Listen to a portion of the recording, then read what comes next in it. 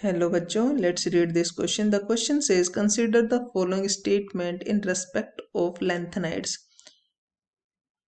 A. The basic strength of hydroxide of lanthanides increases from LaOH3 to LuOH3. Second, the lanthanides ion Lu plus 3, Yb plus 2 and Ce plus 4 are diamagnetic.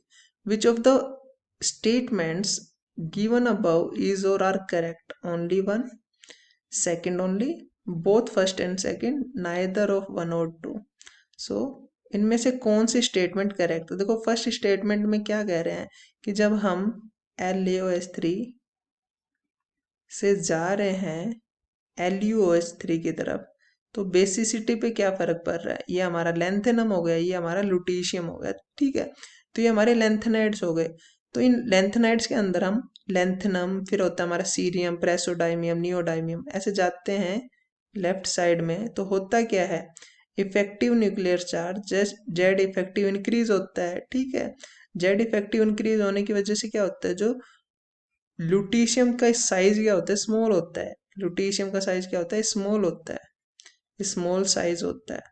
और अगर size small हो रहा है इसका मतलब हमारा आयनिक character decrease हो रहा है। आयनिक कैरेक्टर डिक्रीज हो रहा है, इसका मतलब कोवेलेंट कैरेक्टर इंक्रीज हो रहा है। सिंपली अगर आयनिक कैरेक्टर डिक्रीज हो रहा है तो ये जो बॉन्ड बनेगा Lu और H के बीच में, ये जो बॉन्ड होता है ये स्ट्रॉन्ग बॉन्ड होता है, स्ट्रॉन्ग बॉन्ड बन रहा है, ठीक है। इसका मतलब इस बॉन्ड को तोड़ना बहुत मुश्किल है।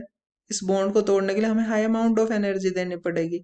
और बेस क्या होते हैं, बेस वो होते हैं जो OH माइनस दें इजीली। अब मतलब लुटीशियम तो इजीली देगा नहीं OH माइनस, तो ये क्या हो जाएगा, एक वीक बेस हो जाएगा, क्योंकि OH माइनस नहीं दे रहा, तो ये हो जाएगा वीक बेस। तो इसका मतलब होता क्या है, जब लेफ्ट टू राइट जाते हैं, due to increase in Z effective and decrease in the ionic character, हमारी बेसिसिटी क्या होती है, बेसिसिटी डिक्रीज हो जाती है, ठीक है। तो इसका मतलब यहाँ पे तो लिखा है कि बेसिसिटी इंक्रीज हो जाती है, इसका मतलब फर्स्ट स्टेटमेंट तो हमारी क्या होगी, इनकरेक्ट, ठीक है। ये क्या हो गई, इनकरेक्ट हो गई। इसका मतलब ओनली फर्स्ट हमसे पूछा करेक्ट स्टेटमेंट, ये तो एलिमिनेट करो, बोथ भी नहीं हो सकता। अब सेकंड स्टेटमेंट और चेक कर लेते हैं। सेकंड स्टेटमेंट क्या है, lutetium plus 3, ytterbium plus 2 and cerium plus 4 are diamagnetic. ये तीनों के तीनों क्या होते हैं, डायामैग्नेटिक होते हैं। क्यों होते हैं डायामैग्नेटिक, क्योंकि इन तीनों में क्या है, अनपेड इलेक्ट्रॉन एब्सेंट है, ठीक है। ये है हमारे डायामैग्नेटिक। क्यों है diamagnetic, because unpaired electron are absent.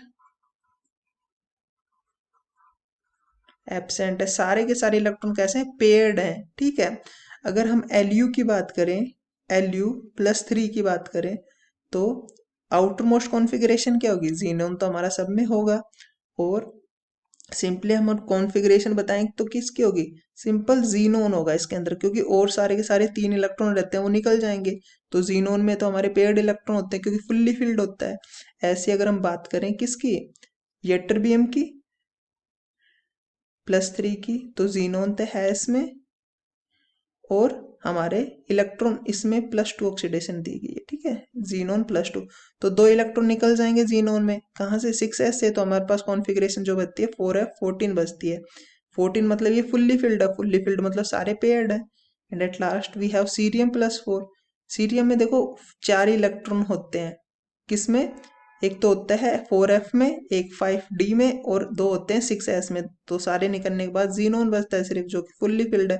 तो ये तीनों के तीनों कैसे हो जाते हैं, डायामैग्नेटिक हो जाते हैं, क्योंकि अनपेड इलेक्ट्रॉन क्या होते हैं, एब्सेंट होते हैं इनके अंदर, ठीक है। तो ये स्टेटमेंट हमारी बिल्कुल करेक्ट है, तो बी ऑप्शन हमारा होगा करेक्ट, डी भी इनकरेक्ट हो गया।